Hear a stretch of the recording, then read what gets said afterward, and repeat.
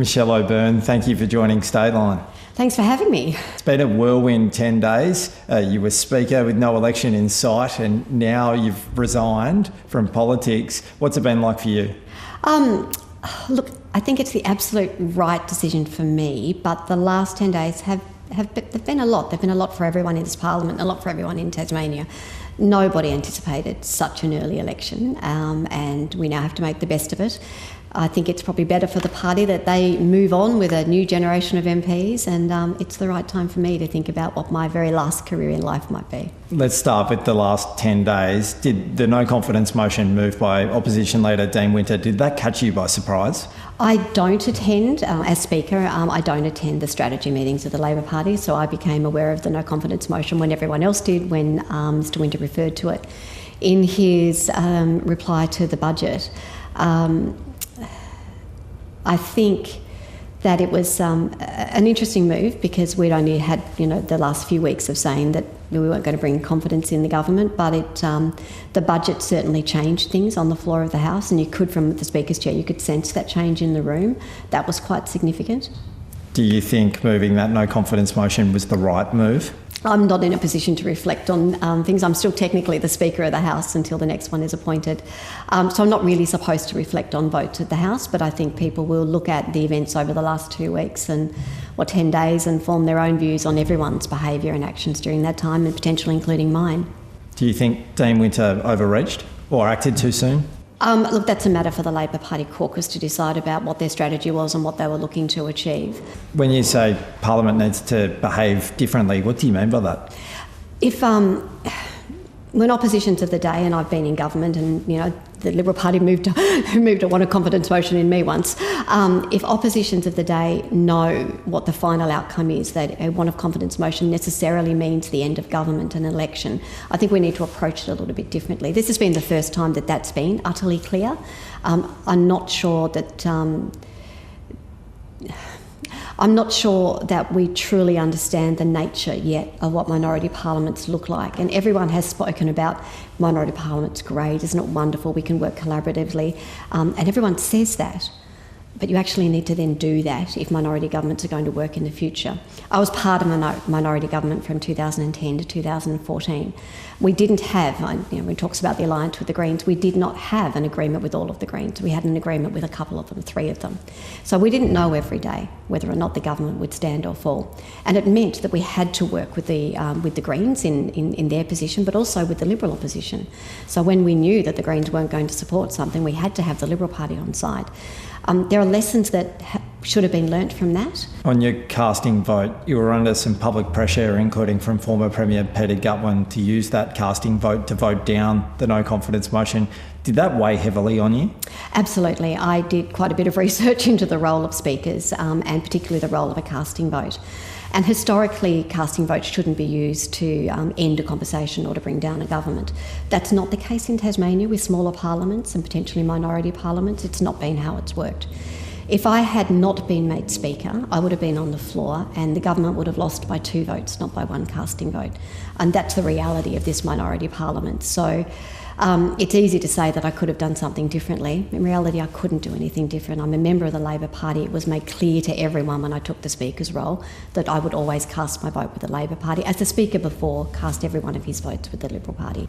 So you never really thought about casting your vote in any way other than what you did? Oh, absolutely. I did consider it. I took very seriously my role as Speaker. The fact that I haven't participated in caucus meetings, the fact that I've had an open door to members of the crossbench, members of the Greens, members of the Liberal Party as Speaker to come and talk to me about issues in the House.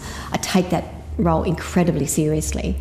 I would obviously have liked for us not to got to a point that a casting vote was required, but I was comfortable that the history and role of the decisions of speakers past allowed me to vote in the way that I'd always said that I would, which is with my party.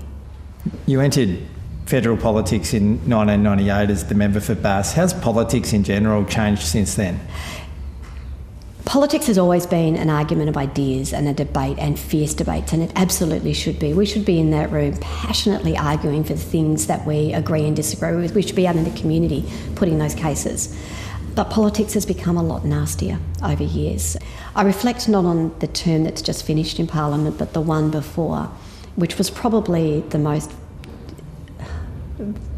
vitriolic, intensely, personally nasty parliaments that I've ever been in. And I thought deeply about running for election that time. If it had the election not been called earlier, I may not have done it because that room was really, really toxic to be. When you say toxic, what do you mean? I think when you're in a very large parliament, and I've had experience in that, and you're having a very passionate debate and you're challenging somebody, it's performance, there's distance between you and the individual. When you're yelling at somebody in that very small room, it is really personal. And I think it became very personal across the floor and within groupings as well.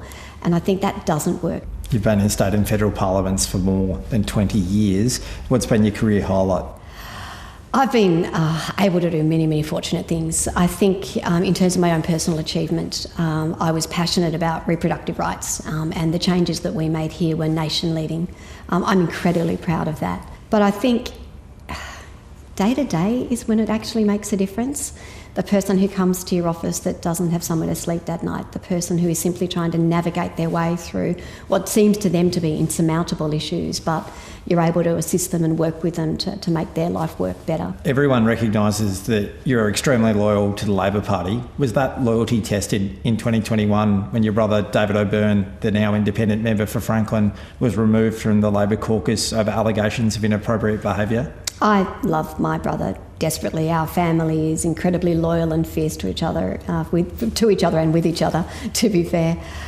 They were really difficult days for me, and they were probably difficult days for my caucus as well, because they had me still there at a time when the decisions around David were very challenging for everyone involved. It was really hard. I think the person who probably suffered the most, though, was my mum. And I think watching someone who was a life member of the party, who'd given everything to the party, go through that was the most heartbreaking of times. And I'm not sure that I've ever really recovered from that. Has the way that your party handled that episode, has that strained your relationships with your colleagues? I don't think it would be a surprise to anyone to find that would be a reality. Of course that would be a reality, but I'm also a member of the party in my own right, and a member for BAS in my own right. So I've continued to do the work that I need to do. They were difficult days. I would hope that most people have moved past them now. You talked about your experience as a minister before. You were a minister in a Labor Green government, minority. What's it like governing in a minority government? It's harder. Absolutely, it's harder.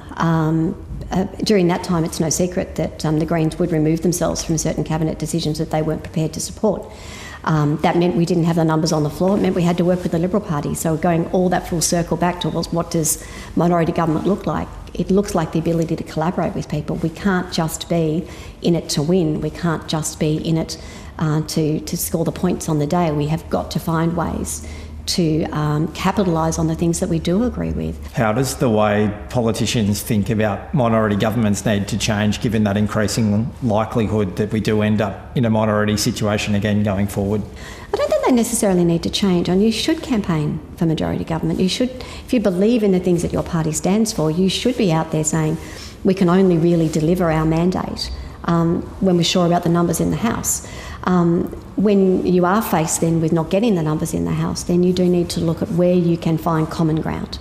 How involved will you be in this upcoming election campaign, and what's your tip about what might happen?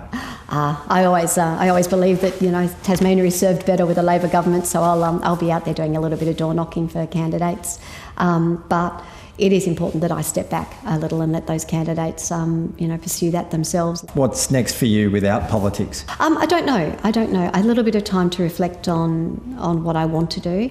There are issues that governed and that I was passionate about that governed my directions before politics, and obviously I've been passionate about women's rights and reproductive rights and those sorts of issues, and I don't think those issues have gone away from the public agenda.